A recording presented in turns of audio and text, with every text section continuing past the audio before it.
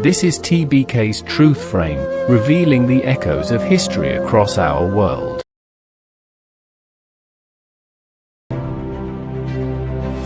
They say the Portuguese did not arrive with swords drawn, but with a smile and a simple request. All they asked from the king was a small patch of land, just enough, they claimed, to tie their horses and rest their weary men. The request seemed harmless, even courteous. But once granted, they fenced the space with thin sticks, then replaced the sticks with planks, then the planks with stone. What began as a humble corner for animals slowly grew into a fort, a foothold, and finally a claim of ownership. In that quiet moment of trust, the first shadow of empire slipped onto the island softly, politely, and with a promise that hid its true intention. Has this always been one of the usual ploys for imperialist expansion in the world? The Fall of Kingdoms and the First European Empire in Ceylon 1551 to 1658. Part 2, The Island in the Crossfire. By the middle of the 16th century, the island of Ceylon stood on a knife's edge. The Portuguese had arrived as traders, but by 1551, they were no longer guests. They were power brokers, kingmakers, and soon, conquerors. This is the story of how an island of ancient kingdoms was dragged into a century of war, betrayal, and resistance, a story that would reshape Sri Lanka forever. 1551, The Three Kingdoms and the Rising Storm. By 1551, Ceylon was divided into three major powers. Galle, weakened and dependent on Portuguese support. Sitawaka, ruled by the fierce and ambitious Mayadane. Kandy, isolated in the mountains, resisting both Sitawaka and the Portuguese. The Portuguese, originally seeking only cinnamon and trade, had now become deeply entangled in the island's politics. Their strategy was simple. Support the weakest king. Control the strongest kingdom. And the weakest was Galle. The death of Bhuvanika Bahu and the rise of Dharmapala. In 1551, King Bhuvanika Bahu VII of Kot was assassinated, shot by an arquebus while being carried in his palanquin. The Portuguese immediately stepped in. They placed his grandson, Prince Dharmapala, on the throne. Dharmapala was young, vulnerable, and surrounded by Portuguese advisors. The Portuguese saw their opportunity. They converted him to Catholicism, renaming him Don João Dharmapala. This shocked the Buddhist establishment and enraged the rival kingdoms. Sitawaka's king, Mayadane, declared, "Kot has fallen to the foreigners," and he vowed to reclaim it. Sitawaka strikes back. Mayadane and his son Rajasinha I launched relentless campaigns against Galle. The Portuguese defended the kingdom fiercely, but the truth was undeniable. Galle was a kingdom in name only. its real power lay in the hands of Lisbon.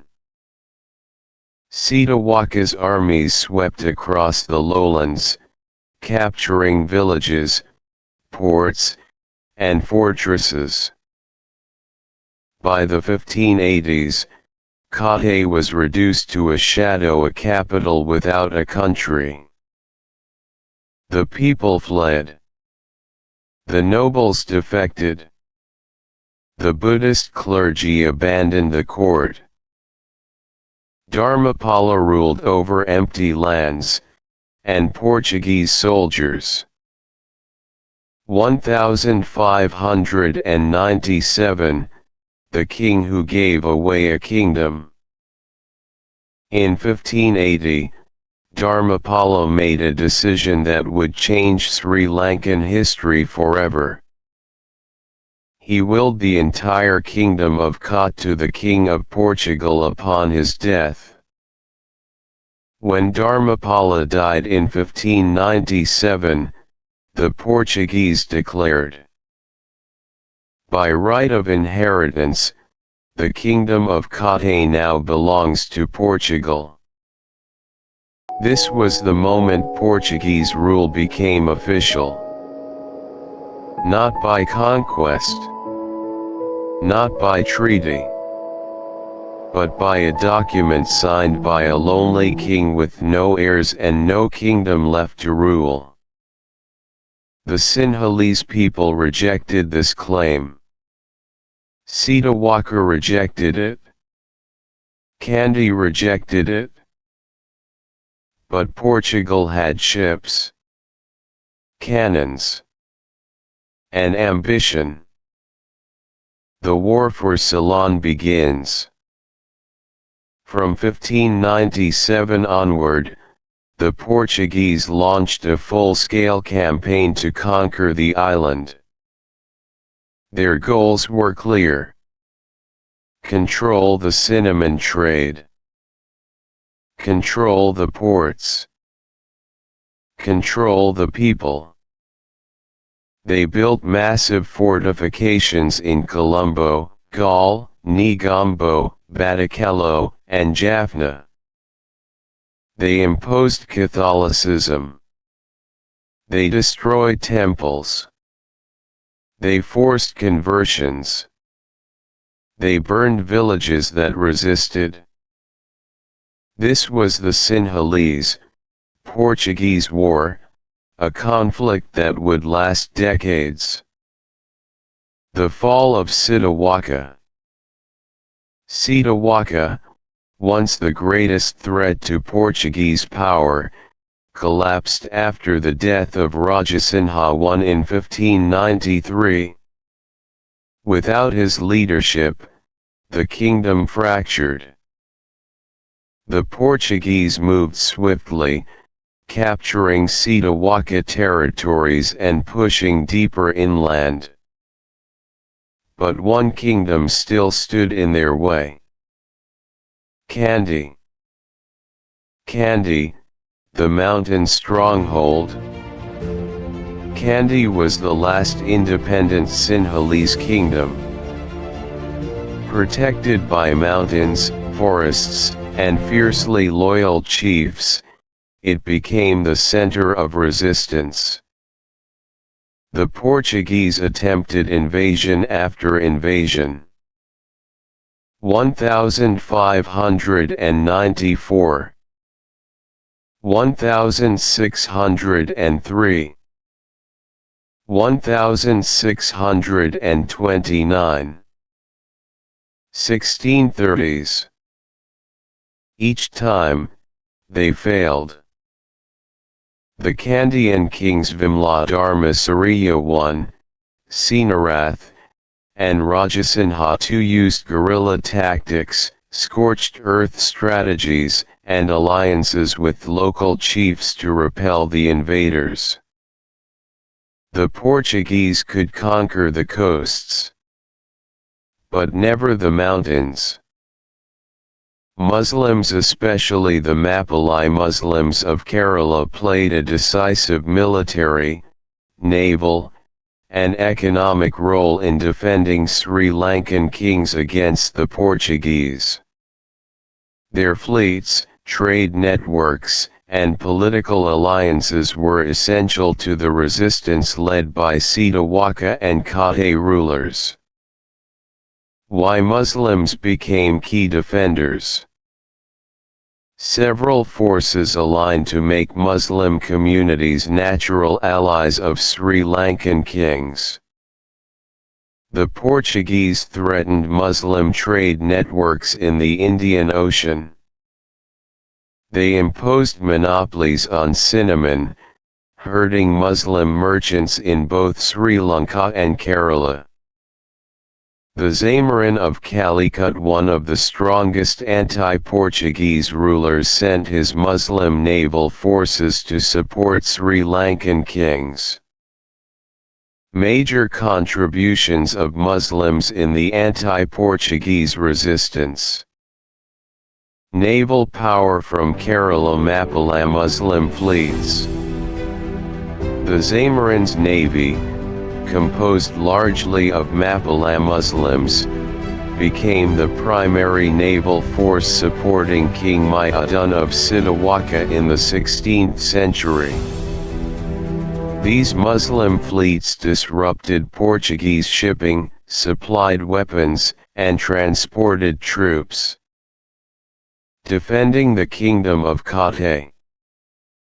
Mapila Muslim traders in Kate pressured King Bhavanga Bahu VII to resist Portuguese demands for cinnamon monopolies. Their economic influence and maritime networks helped the king maintain independence at least temporarily. Alliance with Sitawaka, Mayudun and Rajasinha I. Sitawaka, the strongest anti-Portuguese kingdom, relied heavily on Muslim naval support. The Mapila fleets helped Sitawaka challenge Portuguese control of the western coast and Colombo.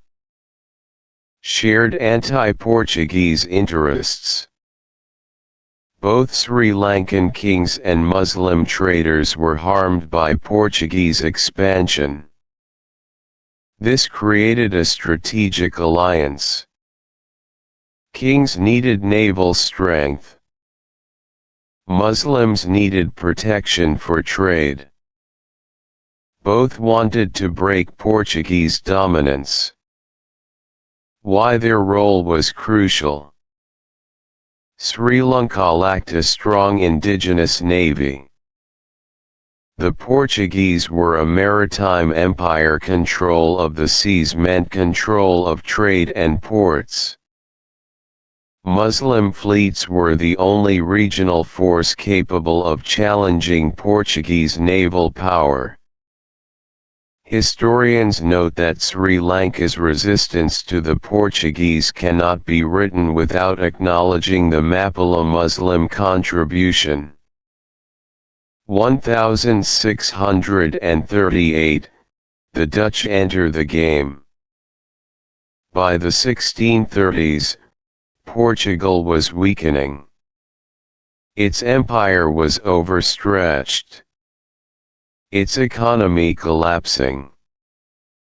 Kandy saw its chance. King Rajasinha II reached out to a new European power rising in the east. The Dutch East India Company. In 1638, the Kandian Dutch Treaty was signed. The Dutch promised to help expel the Portuguese. Kandy promised trade privileges. Together, they launched a coordinated campaign. The fall of the Portuguese Empire in Ceylon. The Dutch struck first. Batticaloa fell in 1639. Galle fell in 1640. Negombo changed hands repeatedly. Colombo, the Portuguese stronghold, fell in 1656 after a brutal siege. The last Portuguese bastion was Jaffna. In June 1658, Jaffna surrendered. After 153 years on the island, the Portuguese were expelled. Their empire in Ceylon had ended. The first chain. The Portuguese came to Ceylon by accident. But their departure was no accident. It was the result of a century of resistance by kings, by warriors, by monks, by ordinary villagers. Yet their legacy remained. A fractured island. A weakened monarchy. A coastline reshaped by European power. The Portuguese were the first link in a chain of colonial domination. A chain that would pass to the Dutch, and then to the British, until 1948. This is the end of part 2. The story continues. We will meet again.